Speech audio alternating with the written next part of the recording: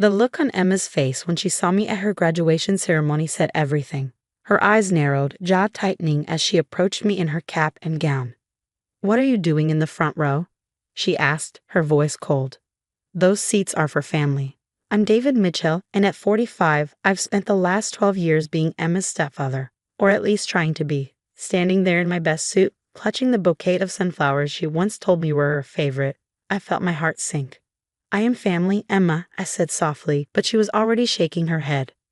"No, you're just the guy my mom married.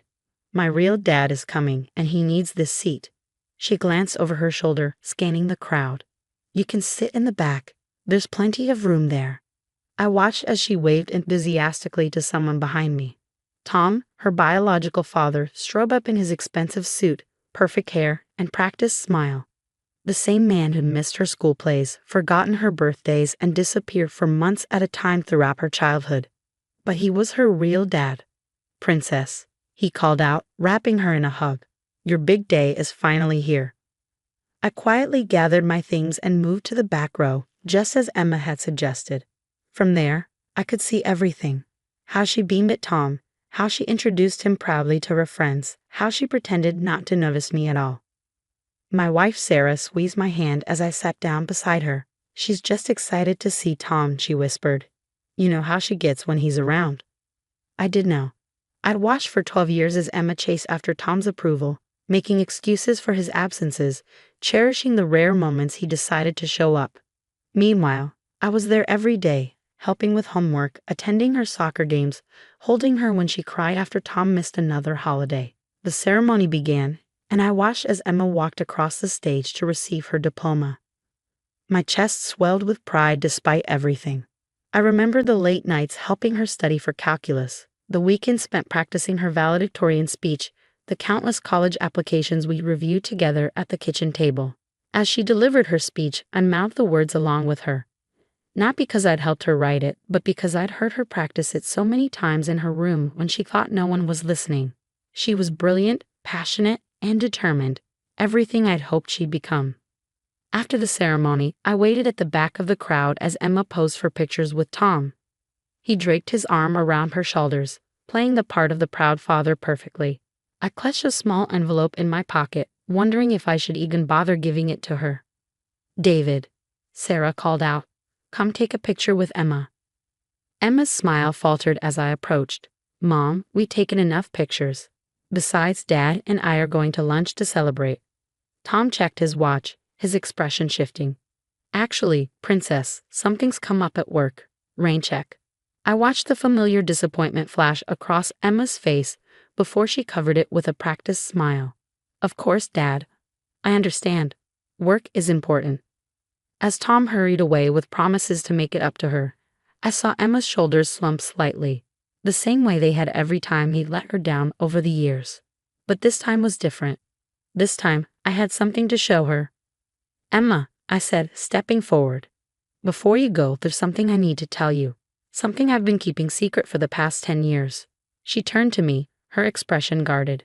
"What are you talking about?" I pulled out my phone and opened my email, finding the message I'd received just that morning. "Remember when you were 12, and you wanted to go to that prestigious science camp, but Tom said he couldn't afford it?" "Yeah," she said slowly. "Mom said we couldn't manage it either." "You went anyway," I continued, "because they offered you a scholarship." She nodded, confusion crossing her face. "What about it?" "It wasn't exactly a scholarship, Emma. I've been secretly funding your dreams for the past 10 years, making sure you had every opportunity to succeed. The science camp, the soccer tournaments, the academic competitions. I made anonymous donations to ensure you could participate in all of them." Emma's eyes widened, but I wasn't finished. I handed her the envelope from my pocket. "And this is my final gift. Open it." Her hands trembled slightly as she tore open the envelope. Inside was a letter confirming that her college tuition had been paid in full. Anonymously, of course, just like everything else I'd done for her over the years. "But how?" she whispered, staring at the letter. "Why?" "Because that's what fathers do, Emma. Real ones, anyway." Emma stared at the letter, her hands shaking. The bustling crowd of graduates and families around us seemed to fade away as she processed what I just revealed. Her mouth opened and closed several times before she finally found her voice. I don't understand, she said, looking up at me. You've been doing this since I was 12. All those opportunities, they were you. I nodded, watching her face carefully. Every single one. The summer robotics program you loved so much. I worked extra shifts at the engineering firm to cover it. Those special art classes you wanted to try. I sold my vintage car collection. When you needed a new laptop for your coding projects, I picked up weekend consulting work. But, she glanced at the graduation crowds, then back at me. Why didn't you ever tell me? Because I didn't want you to feel obligated to love me, I said simply. I wanted you to have every chance to pursue your dreams without feeling like you owed me anything in return. Sarah stepped forward, her eyes glistening. David, you never told me about any of this. The extra work, the car collection. I knew you'd try to stop me. I smiled at my wife. You'd say it was too much, that we should split the costs with Tom. But I wanted to do this. Emma deserved every opportunity, regardless of who her real dad was. Emma's face crumpled slightly at those words, her own words thrown back at her. She looked down at the college tuition letter again, her fingers tracing over the amount. It was substantial, representing years of careful saving and planning on my part. The anonymous donor who funded the girls' coding initiative at my high school, she said slowly, realization dawning. That was you too, wasn't it? I shrugged. You were so passionate about getting more girls into STEM. I couldn't let that dream die just because the school didn't have the budget. And my first computer, the one that mysteriously showed up on my birthday when Tom, forgot again. You need it for your programming classes, I said softly. I couldn't bear to see you disappointed on your birthday, again. Emma's lower lip trembled. The emergency fund that helped Jessica's family when her mom got sick.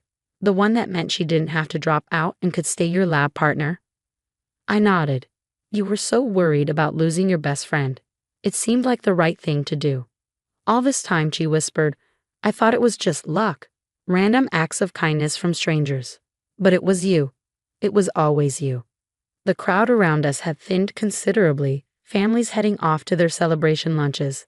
Emma looked around, suddenly seeming to notice Tom's absence again.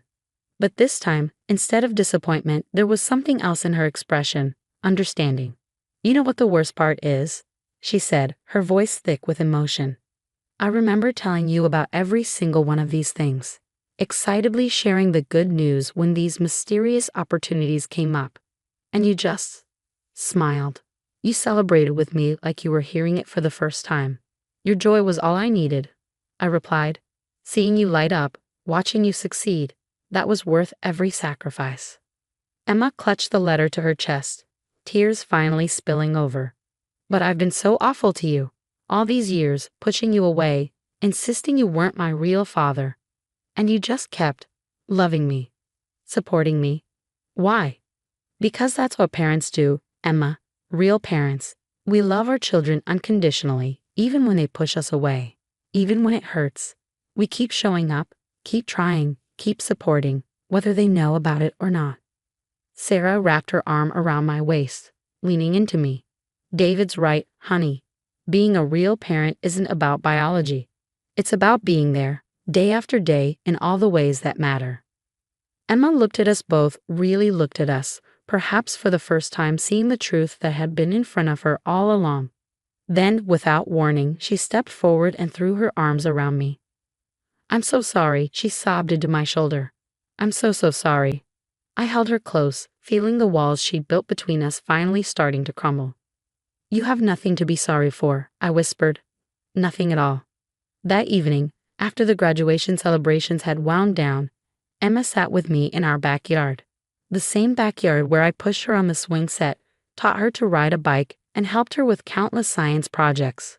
The fairy lights we'd strung up years ago still twinkled overhead, casting a warm glow over us. I found something in my room earlier, she said, pulling out a worn notebook. Remember this? I smiled, recognizing the purple cover immediately. Your dream journal. You started it when you were 13. She opened it carefully, revealing pages filled with her teenage handwriting. I was reading through it, and I noticed something. Every single dream I wrote down in here, you helped make it come true, even the silly ones.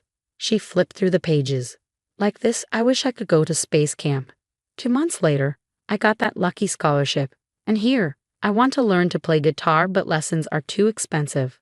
Then that guitar showed up at Christmas, supposedly from the whole family. You have a good memory, I said softly. No, she shook her head. I have a selective memory. I remembered all the good things that happened, but I chose to forget who was really behind them. It was easier to keep pushing you away when I didn't acknowledge everything you did for me. She turned to another page. But you know what really got me? This entry from when I was 15. I wish my real dad would come to my science fair. Her voice cracked slightly. You didn't show up, but you did. You took off work early and sat in the front row, grinning like I'd just won a Nobel Prize. Your project on renewable energy was brilliant, I reminded her. You deserve to have someone there cheering you on. Emma closed the journal, running her fingers over its worn cover. Earlier today, after Tom left, I called him, asked him why he never seemed to have time for me growing up. I tensed, preparing myself for whatever pain his response had caused her. You know what he said? She continued, her voice steady. He said he knew I was in good hands, that he saw how much you cared for me, how much you were doing for me. He said he stepped back because he couldn't compete with the father you were being. Emma, I never meant to replace him. I know, she interrupted. But you did something better. You showed me what a real father is, not someone who shares my DNA, but someone who shares my dreams, who fights for them as hard as I do, maybe even harder. She reached into her bag and pulled out a small package. I got this for you today, after everything. It's not much, but I unwrapped it carefully. Inside was a photo frame, and when I turned it over, my breath caught in my throat. It was a picture from her science fair, one I'd never seen before. In it, I was watching her present her project, my face filled with unmistakable pride. Written across the bottom in her handwriting were the words, "To my real dad, thank you for showing me what that truly means." Emma, I whispered, touching the glass gently. I was so focused on having a real father that I couldn't see I already had one, she said, wiping tears from her cheeks. One who didn't just show up for the big moments, but created them. Who didn't just say he was proud of me, but proved it every single day. Sarah appeared at the back door, smiling at us through happy tears. Dinner's ready if you two can pause the emotional breakthroughs for a few minutes. Emma stood up, offering me her hand. Actually, Mom, I was thinking maybe we could go out to celebrate. All three of us, as a family, a real one. Over dinner at our local Italian restaurant, the same one where we'd celebrated Emma's first science fair win. We talked and laughed like we hadn't in years. Emma shared her plans for college, her eyes shining with excitement as she described the engineering program she'd be starting in the fall. You know, she said, twirling pasta on her fork, all those anonymous donations over the years, they didn't just help me. They showed me the kind of person I want to be.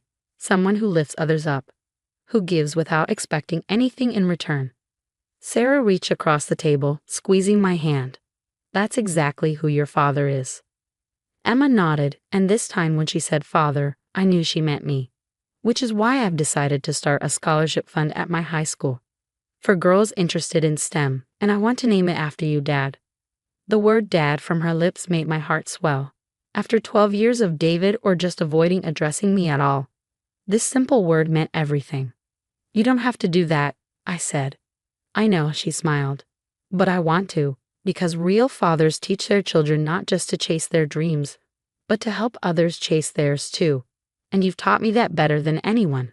As we drove home that night, Emma fell asleep in the backseat, just like she used to when she was little. Looking at her in the rearview mirror, I saw both the little girl she had been and the amazing woman she was becoming. Sometimes the greatest gifts we give our children aren't the ones they can see, but the examples we set through our actions. And sometimes the love we give silently, without recognition or reward, speaks the loudest of all.